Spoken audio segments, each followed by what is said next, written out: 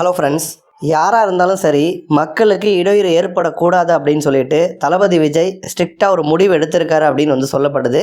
அதாவது ஜென்ரலாக தமிழகத்தை பொறுத்த வரைக்கும் ஜெயலலிதா அவர்கள் முதலமைச்சராக இருந்தப்பையும் சரி, அதேமாதிரி நமக்கு வந்து கருணாநிதி அவர்கள், ஸ்டாலின் அவர்கள் இவங்கெல்லாம் முதலமைச்சராக இருந்தப்பவும் சரி, தலைமைச் செயலகத்துக்கும் அவங்க வீட்டுக்கும் வந்து பெரிய டிஸ்டன்ஸ் அதிகம் வந்து கிடையாது.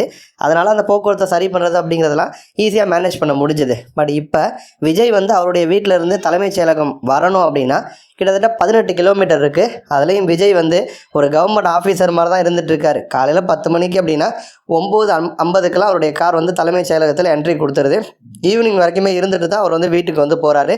சாப்பாடெலாம் கூட அவர் வந்து காலேஜ் பசங்க, ஸ்கூல் பசங்க மாதிரி கட்டிட்டு வந்து தான் சாப்பிட்டுட்ருக்காரு அப்படிங்கிற ஒரு அப்டேட்டும் வந்துட்டுருக்கு. அப்போ அந்த மாதிரி சூழலில் 18 கிலோமீட்டர் ட்ராவல் பண்ணணும் அப்படின்னா பொதுமக்களை விஜய் அவர்கள் வரக்கூடிய வழியில் பொதுமக்கள் எல்லாரையுமே ஸ்டாப் பண்ணிட்டு தான் விஜய் அவர்களுடைய காரு, அந்த மற்ற அவருக்கு பாதுகாப்புக்காக வரக்கூடிய மற்ற வாகனங்கள் எல்லாமே வந்து வருது. இது எல்லாமே பொதுமக்களுக்கு இடையூறு கொடுக்குற மாதிரி தான் வந்து இருக்குது. இதை வந்து விஜய் அவர்கள் கவனிச்சிட்டாரு.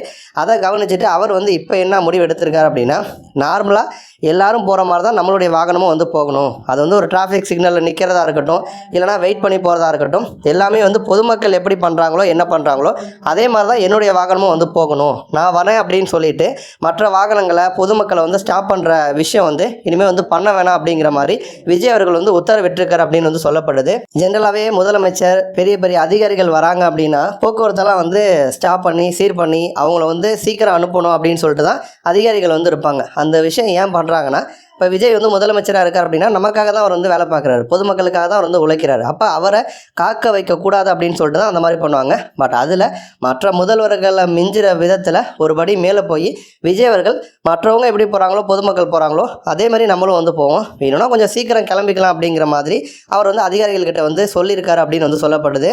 நன்றி.